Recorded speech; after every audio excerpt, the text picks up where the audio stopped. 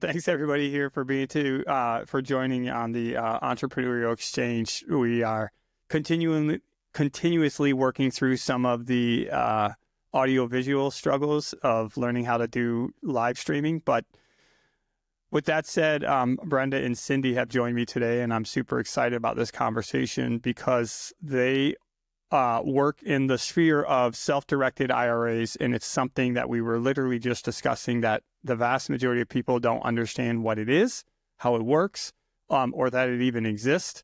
And so I asked them to come on here and so we could have a conversation about it. And so thanks, Brenda and Cindy, for being here today and talking about this. Thank you, Jamie. Thanks for having us on the show.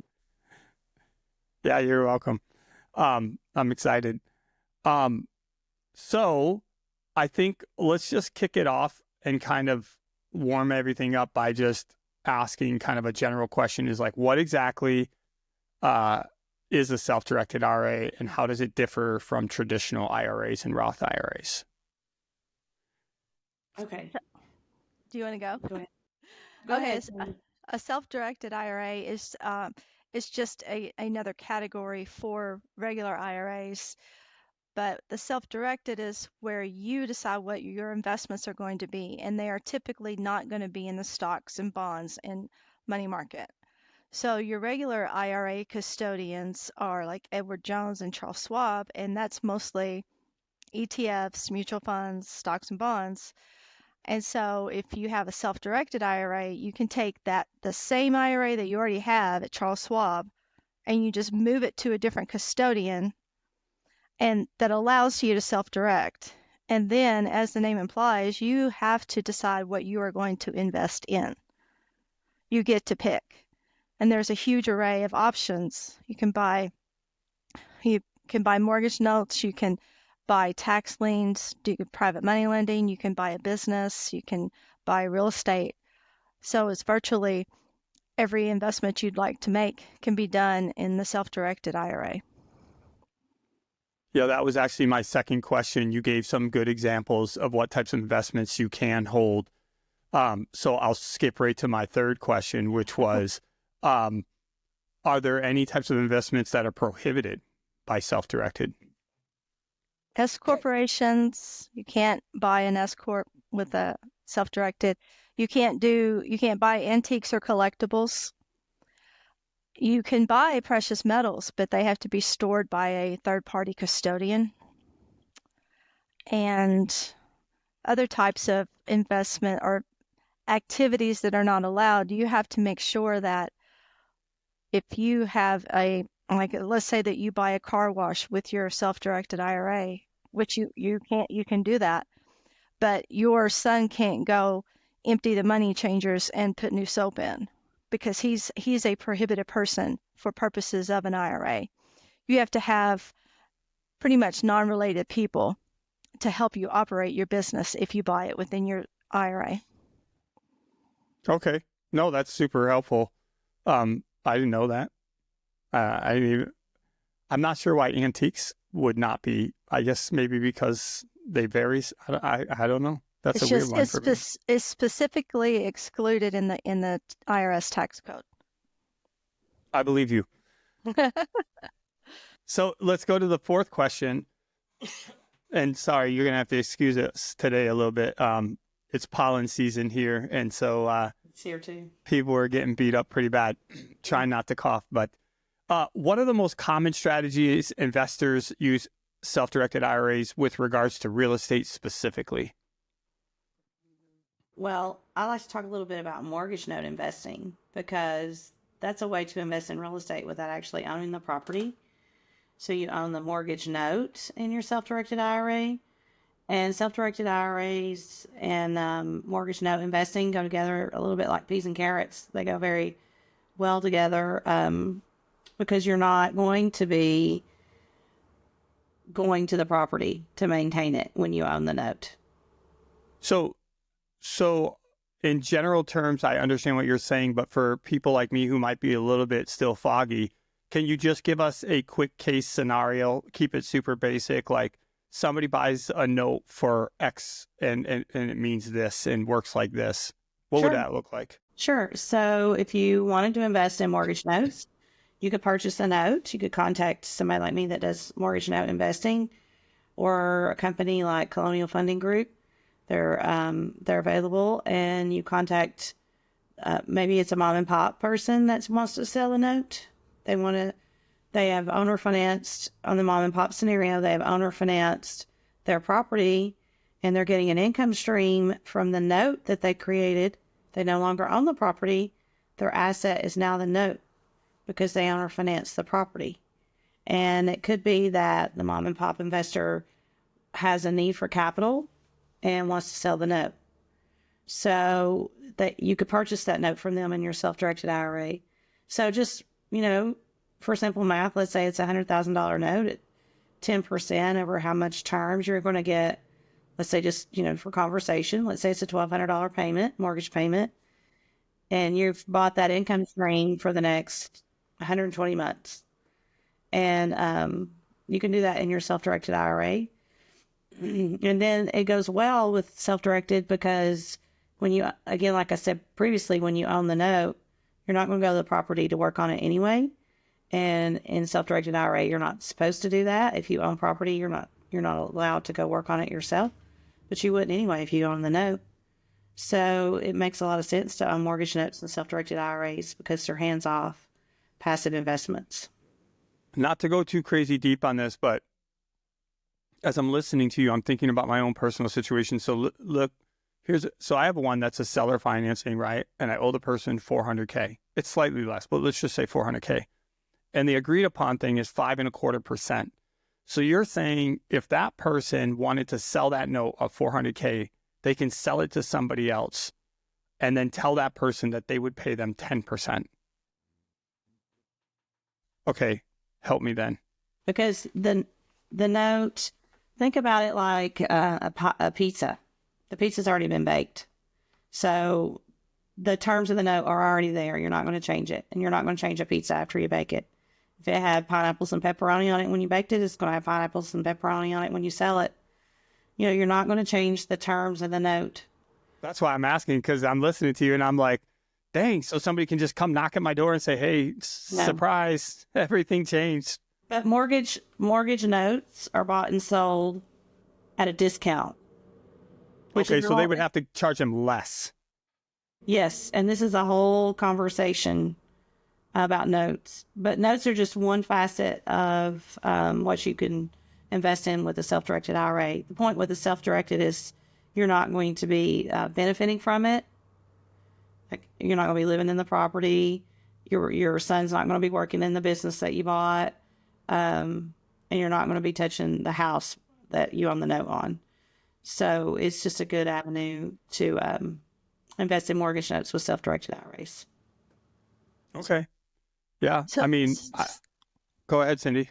So one of the big things with assets that you purchase in your IRA, they need to be passive.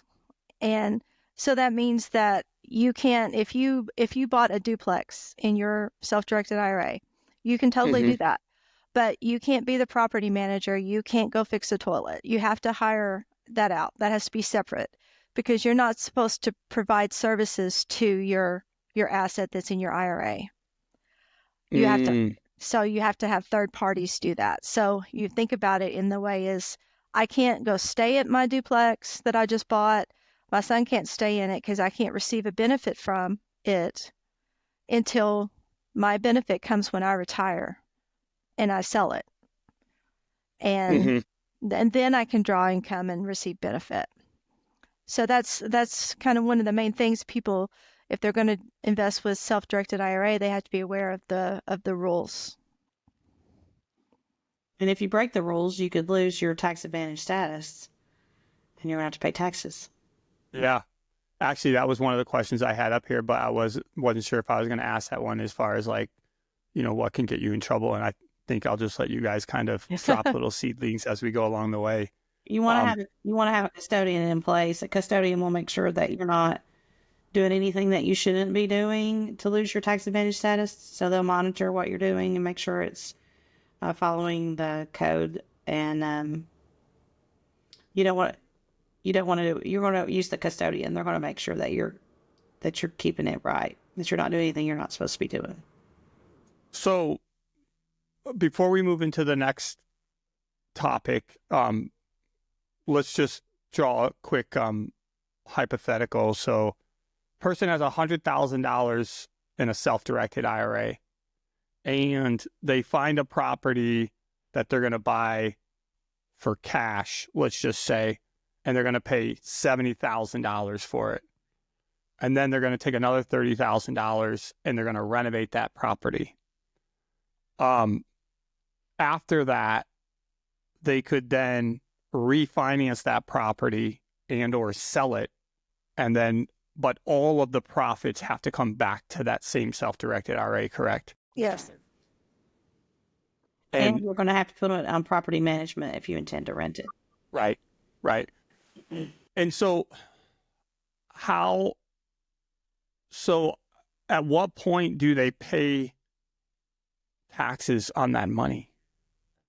If it's a Roth, then, so I guess there's two basic types of tax benefit for these. You either have a Roth IRA or a regular IRA. And so the Roth, when you put money into a Roth, it's already after tax money. Okay. So you get your paycheck from your job and you take some of it and you put it in a Roth. You've already paid taxes. And so with the Roth, anything you buy or sell or any income that you make in that Roth is not going to be taxable ever.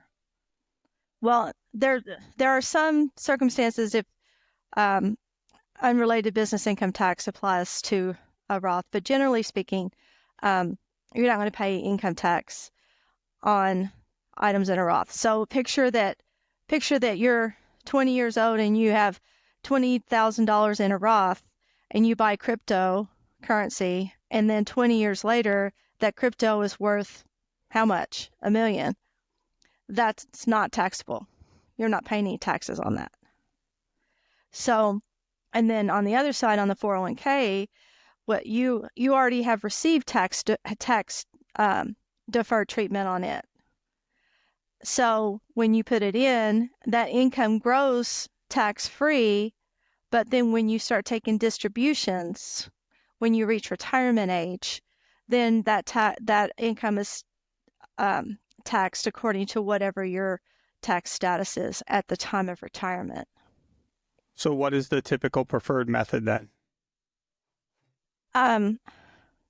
Well, we should read our disclaimer at some point, Brenda. I think we didn't do that yet, but we're not tax professionals or financial advisors, so please consult your own advisor for your particular situation. But if I were a young person, I would be stacking up my Roth as much as possible and growing it.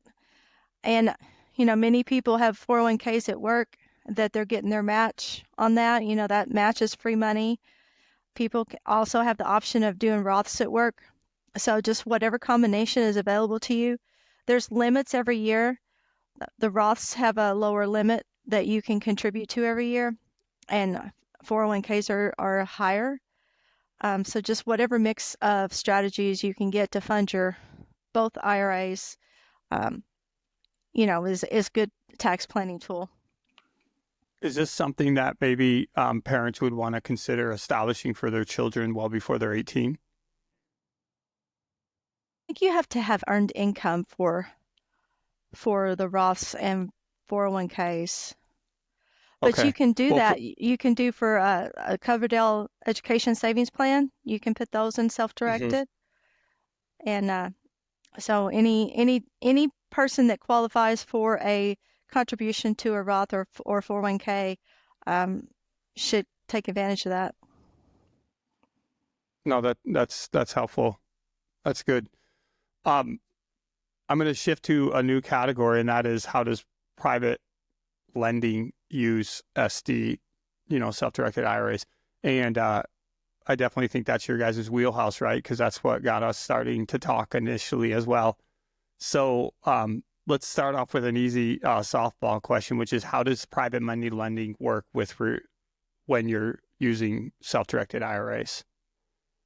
Well, much like mortgage note investing, it's going to be easily hands-free. You're not going to be going to the job site or attempted to work on anything. So private money lending goes well with self-directed IRAs because you lend the money, but you don't have to do the work or touch the properties as you're lending. If you're lending on fix and flips and things like that.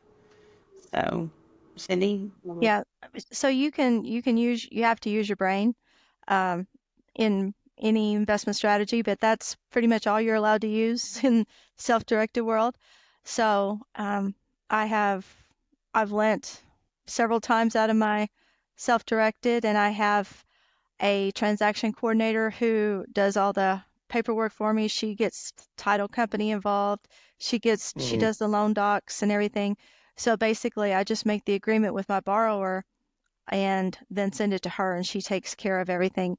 And then, I have to monitor, make sure that the payments are made as they're supposed to be, and that the loan comes back in when it's due. You have to you can monitor your investments. You have to monitor your investments, and if there's a problem, if there were foreclosure or something that needed to happen, then I would contact an attorney and have them do it. But it is the perfect vehicle because all that money stays in your account. When you get the interest payments in, it just sits there. And a pro tip for any potential private money lenders, you can be a little bit more, I don't know, you don't have to have monthly interest payments. So you can maybe edge out a little bit over competitors without the need to have monthly interest payments, because it's not coming into your account. It's not paying your rent or buying your groceries. It's just going back in your IRA. Mm-hmm. Yeah. Well, one specific question I was thinking about was, if somebody's going to structure the loan, can they structure interest payments or balloon payments when they have a self-directed lending terms? Yes. Okay. Structure the note the same as you would outside of a self-directed IRA to your choosing. And to Cindy's point, it's helpful when you are the investor borrowing from somebody that's loaning out their self-directed IRAs if you don't have to make interest payments while you're doing your renovations. So that's a benefit to the borrower to develop a relationship with private money lenders loaning out their self-directed IRAs, because you don't have to do those monthly interest-only payments sometimes if the lender agrees to that. Yeah. It sounds to me like there's definitely I think Cindy touched on it earlier when she said, just be creative, use your brain. Yeah.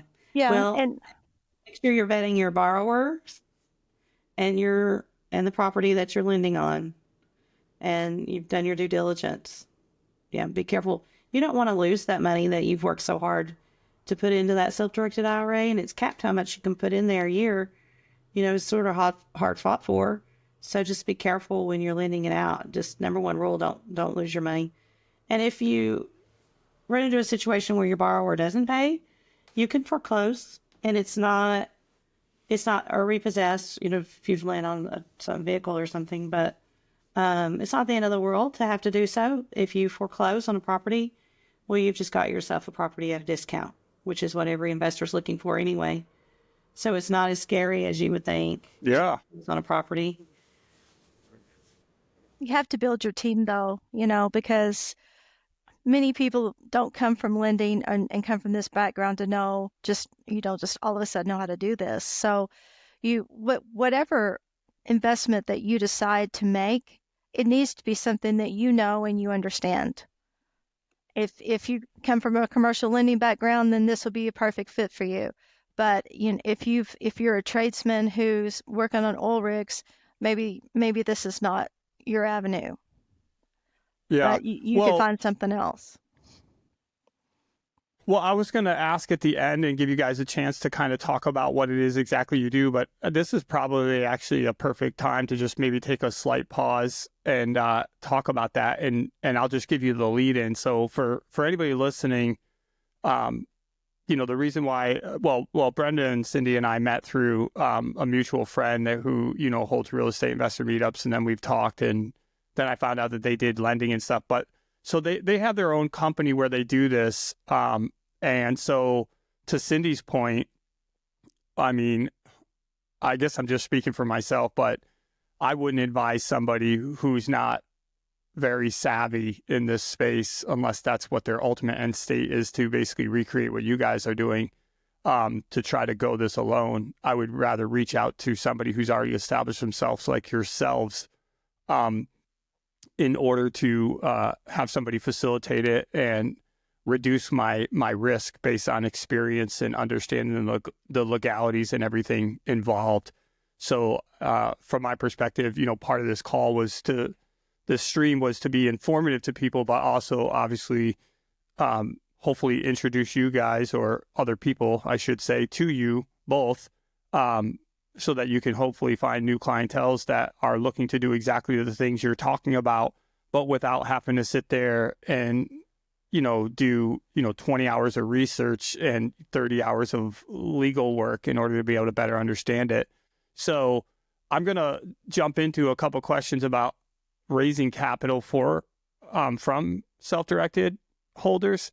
But I think before I do that, why don't you guys just explain maybe a little bit more than what I just did, who you are and what you guys do. What do you offer and what are you looking for?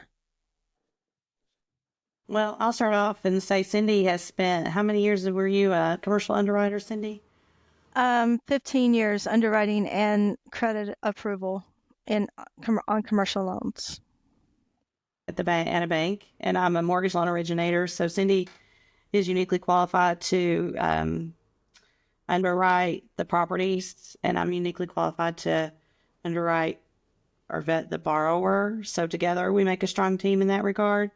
And then I like to think of our business like farm to table concept, but it's with our money instead of food. So if somebody's out there with a small balance self-directed IRA and they don't know what to do to get started, we like to help them grow it by partnering with them and bringing them along with us when we land on deals. So we're all on the same side of the table with our borrowers. Cindy and I put our capital in the deals with the borrowers. It's like we take them by the hand and we say, come along with us. We'll do this with you and for you. And so we call them co-lenders. Our co-lenders are passive in what we're doing, and we will take, smaller balances, which a lot of times when you go to invest, they'll say, well, we need a larger balance to start. And that's hard to do, to have a large balance when you're just getting started with a self-directed IRA. So we like to help people do that. Or if you've had a 401k from your job, and there's a lot of people shifting jobs right now. A lot of that is going on in this country. And when that happens and you have that old 401k with your employer, you do not have to leave it there. You, at that time, can roll it over to self-directed IRA and work with somebody like Cindy and I to invest for you in more of a simple way that you understand. And Cindy and I believe in keeping it simple and transparent. Everything is transparent. We lay everything out on the table and educate you along the way.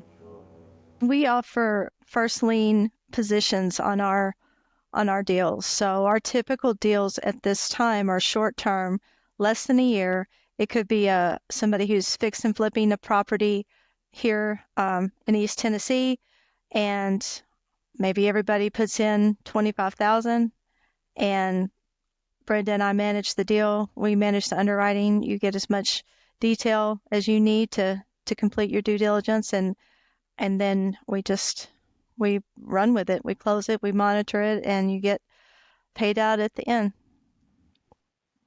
So, you mentioned, Brenda, that you'll work with smallers. Do you guys have like a minimum?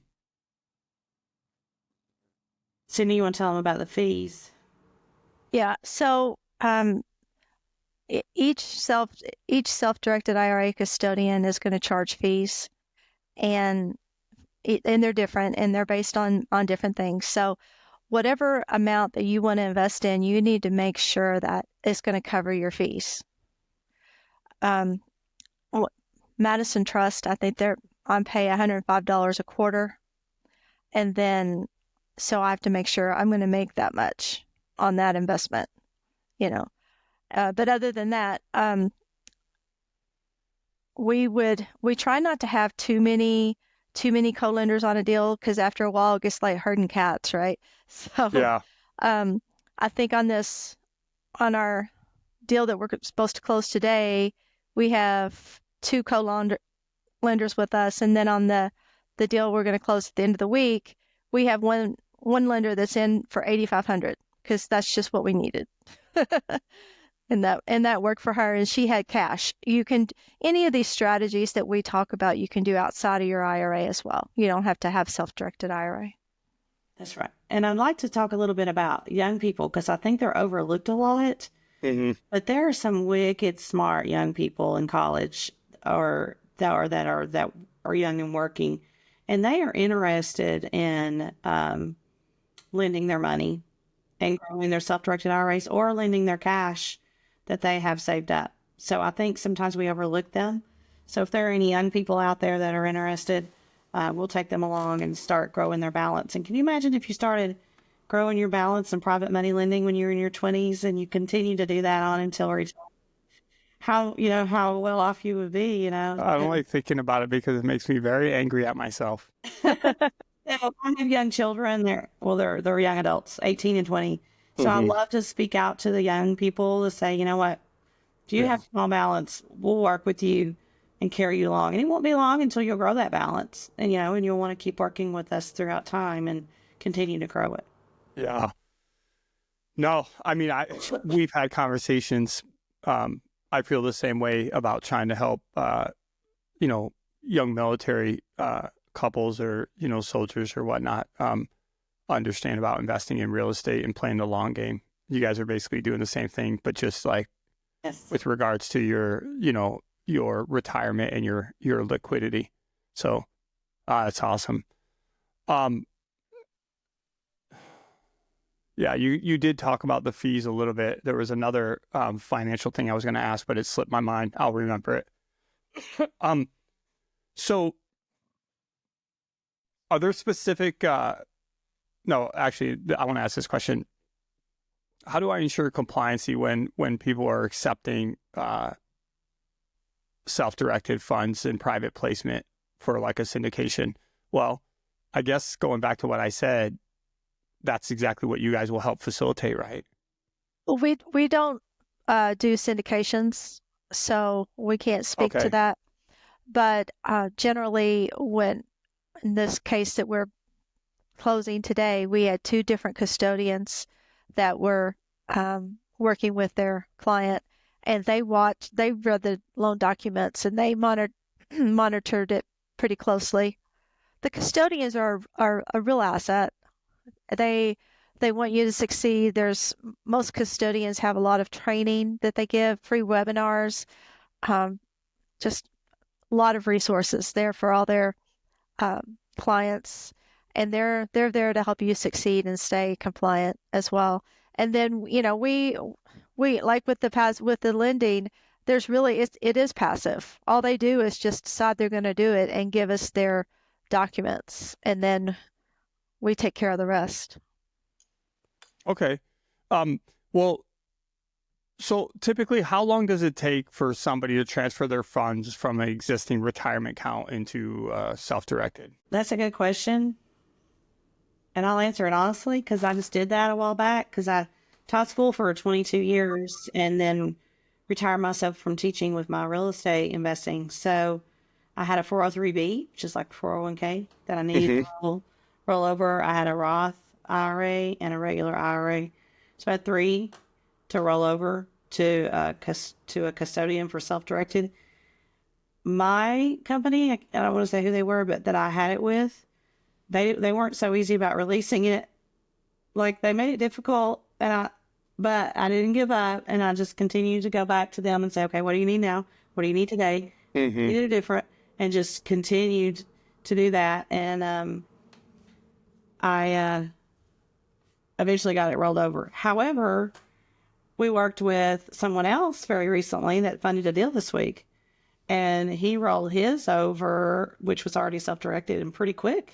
Like, it was what, a week's time, Cindy? Yes, he did that pretty quick. I always estimate a month because if you're taking it like from a regular brokerage, Edward Jones, not picking on any of these people, it's just a name everybody recognizes. But if you're rolling it over from Edward Jones, they might want to mail you the check, or they may do the wire. You don't know. So I always plan for a month to Okay. open up your account, get it funded. Okay.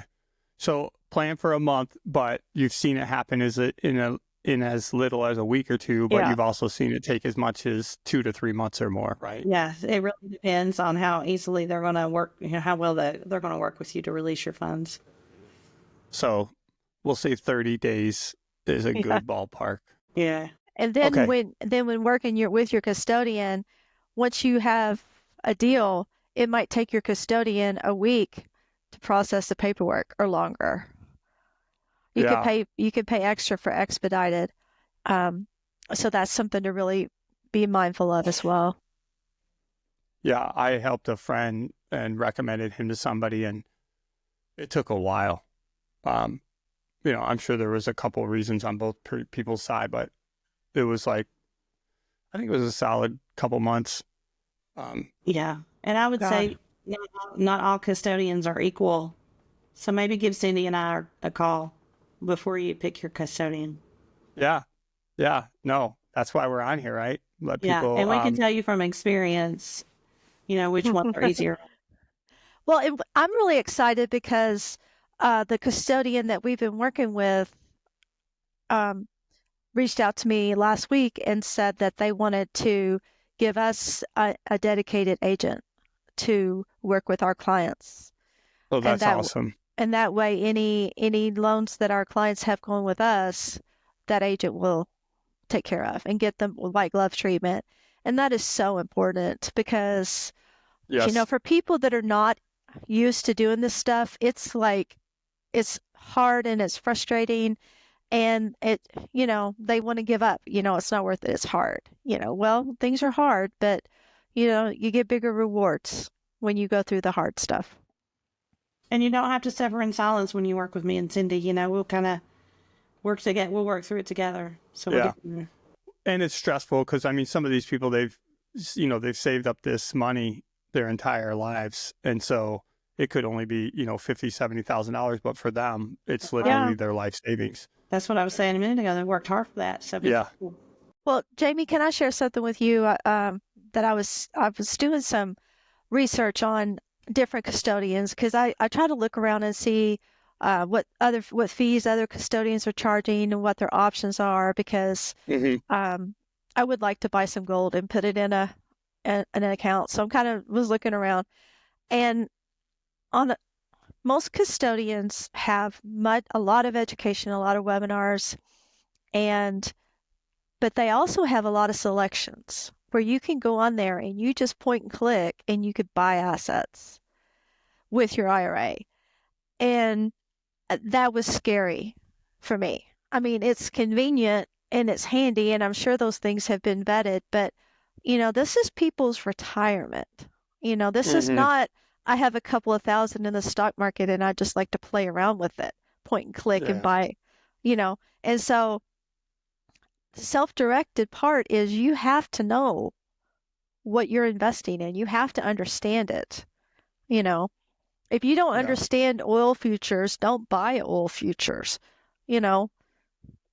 So that's my caution. It's just, they make it too easy, and I'm afraid people are going to make bad choices. And so that's just my words of caution.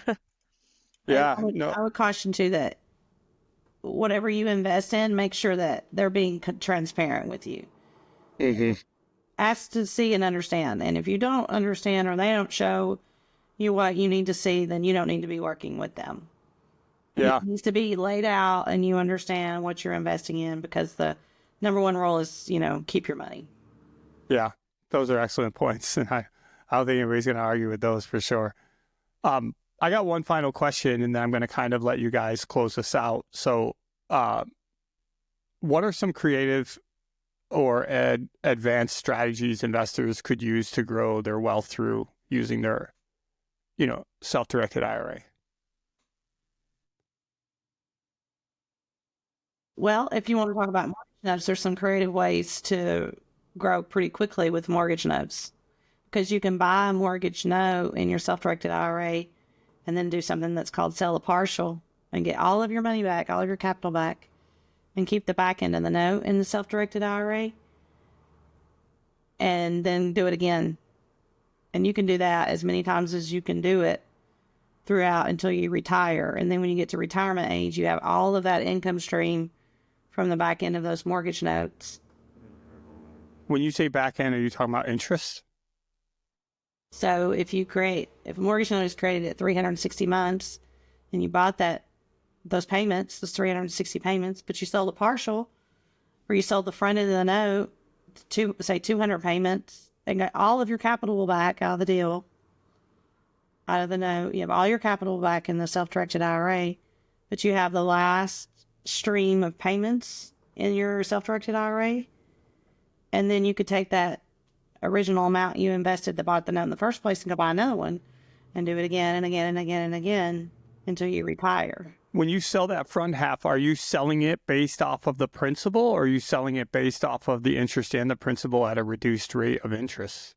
It's a conversation and a calculation. It's complicated. It's a complicated You sound so thing. political when you say that. It's a conversation. It is, and I talk about it, but I don't know that we have time for it. Fair enough. Yeah. It's interesting. My brain was going into it when you were talking about it. Well, we're teaching it live tonight at Master Services in Knoxville. We'll live stream it as well for Next Level Strategies. So you could tune in tonight if you wanted. Yeah, actually, great. You guys might have to text me that information, but I'll do a separate post outside of your guys's, post, and maybe find some people that could jump into it. So I'm going to leave it to you guys to kind of give any departing remarks that you want to talk about, specifically self-directed IRAs, your guys' businesses, potential capital you guys are looking for, or what type of deals, like whatever you guys feel like you want to kind of say and put it out there for anybody listening. Just wanted to offer you the talking point. I will start first and then let Brenda wrap us up. So we are looking for co-lenders, people to partner with us on real estate deals. We have borrowers everywhere. If we had $1.5 million, we could place that tomorrow. Okay. Actually, last night somebody called and wants $600,000 for a great deal, and somebody this morning $200,000. So I mean, the calls keep coming in. Our limitation is the co-lenders, and so all investments have a level of risk, right? Yep. But on our co-lending arrangements, you are the lender. You have first position. You are on the promissory note. You are on the deed. So it's real estate backed, first lien, as vanilla as we can make it, and there's no equity position in any of these. It's just you're getting straight interest, and then return of capital at the end of term. And so we'd love to work with you and, get some deals going and make some money. And, this entrepreneur channel is perfect for that, because we all help each other. We all, we're starting out. We have maybe not so many followers or not so many processes lined out in place, but, we know how to fly the plane. We just got to figure out how to replace the filters and stuff along the way. No, that's great. So in summary, I'll give you a chance here in a second, Brenda, but, just to recap what Cindy said is, if you've got some money sitting in a account and you're earning 3%, 4%, 5%, 6% or something, you should reach out, talk to Cindy and Brenda about how they can increase those returns fairly significantly. So, Yes. Brenda, any additional comments, thoughts? Yes. So I have lots of comments and thoughts on this topic, but number one, don't lose your money. Okay. But number two, don't let your money sit idle. If your money is sitting idle, you're losing. And we have opportunity, or there is opportunity. If you don't work with us, work with someone else. But there is opportunity out there. You don't have to know everything to get started. You just have to take the initiative to contact the right people. And I really like the idea of entrepreneurs helping entrepreneurs and veterans helping veterans and people in the community helping people in the community. And whatever your circle is, keeping it kind of closer to you. And you're investing instead of investing out to you don't know where with you don't know who. So, kind of keep it close to vest and keep your money. Don't lose it, but keep it moving. Do not let it sit idle.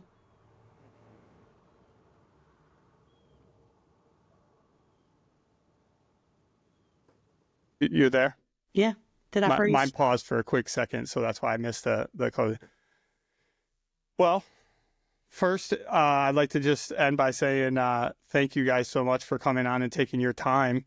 I'm also going to, when I post this, I will make sure I make mention of your event tonight. So stay on afterwards so I can grab that data points.